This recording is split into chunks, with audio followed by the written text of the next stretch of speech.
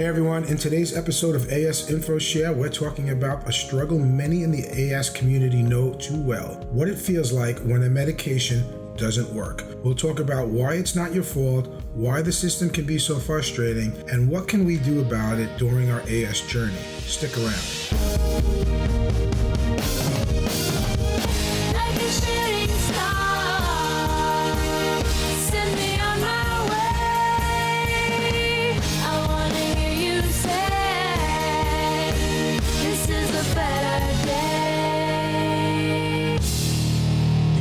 Provided in this podcast should not be considered medical advice. We encourage all listeners to consult their healthcare professionals for medical concerns. Thank you.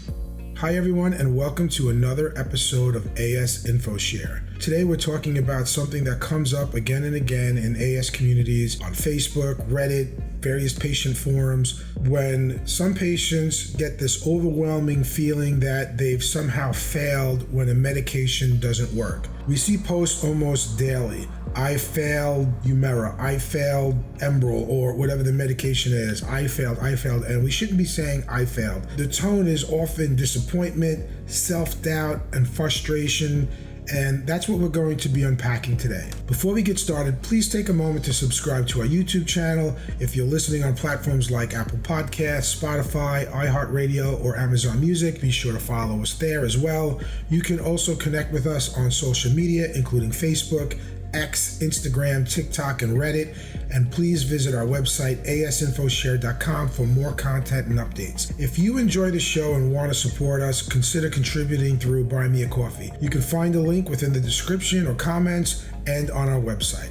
Now, let's get back to today's episode. So there's been a constant pattern that I've noticed when usually a newer diagnosed AS patient has a problem with their first medication. They say, I failed the medication. I failed Humira. I failed Enbrel. And we really shouldn't say it that way. We really shouldn't consider it as we failed. Instead, it's really about the medication failing you. And not even so much that, more, I would say the patient and the medication were not compatible. Studies show that the average time from the beginning of when you first start feeling symptoms to actually getting an AS diagnosis can be like 7 to 10 years. That's nearly a decade of unexplained back pain, stiffness, fatigue, and being misdiagnosed. And they're often misdiagnosed with mechanical back pain, fibromyalgia, sometimes even depression, or, it's all in your head, those type of things. And that's very frustrating. So then even after you finally get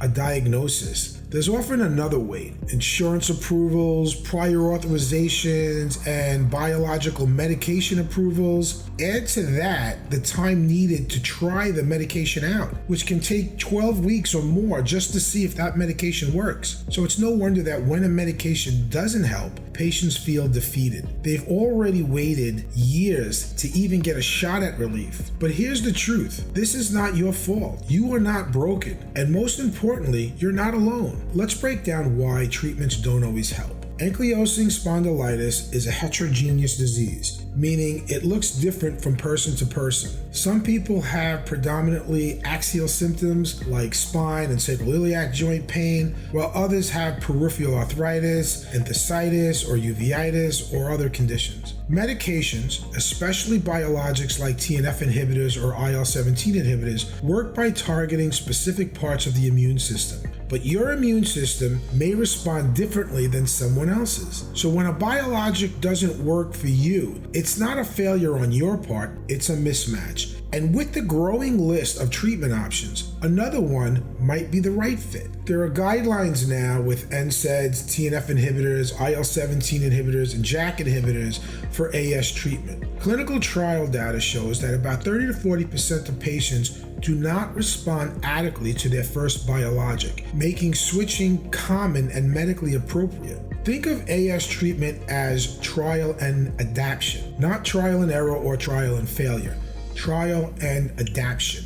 Your rheumatologist may recommend trying a second or third biologic. That's not uncommon. In fact, it's a standard practice. Sometimes a medication doesn't reduce inflammation enough. Sometimes it helps your spine, but not your joints. Sometimes there are side effects that get in the way. None of these things are your fault. This is a chronic, lifelong condition, and treatment is a process. So like I said, there's these common posts I see on Reddit, Facebook. I failed this medication, I failed that medication. And there was one Reddit user who recently wrote, I've cycled through 3 medications and started to think maybe it's just difficult. But my new rheumatologist said something that helped me so much. She said the medication didn't work for you. That's all. It doesn't mean you are the problem. That reframing can change everything. And this mindset matters, especially when the emotional toll is already so high. We cannot overlook the mental health side of our condition. AS comes with chronic pain, fatigue, disrupted sleep, and sometimes visible changes in posture or mobility. Add the disappointment of a treatment that doesn't work, and it can be emotionally overwhelming. If you're struggling, consider speaking with a mental health professional who understands chronic illness. Online support groups, therapy, and even journaling can help process the complex emotions that come with this condition. Let's end with a little hope because there's a lot of it. We now have multiple medication classes approved for AS, including TNF inhibitors, IL-17 inhibitors, and JAK inhibitors, plus physical therapy, exercises, sleep management, anti-inflammatory nutrition, and other things can complement your medical regimen. The toolbox is growing and more research is on the way. If you're one of the many people feeling frustrated by a treatment that didn't help, please hear this.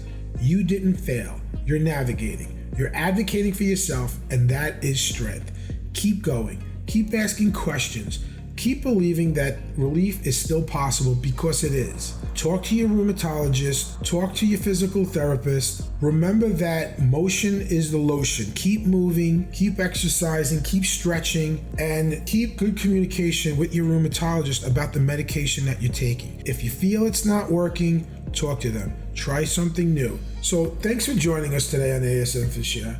If you found this podcast helpful, please subscribe to our YouTube channel and subscribe to all our other social media and podcast channels.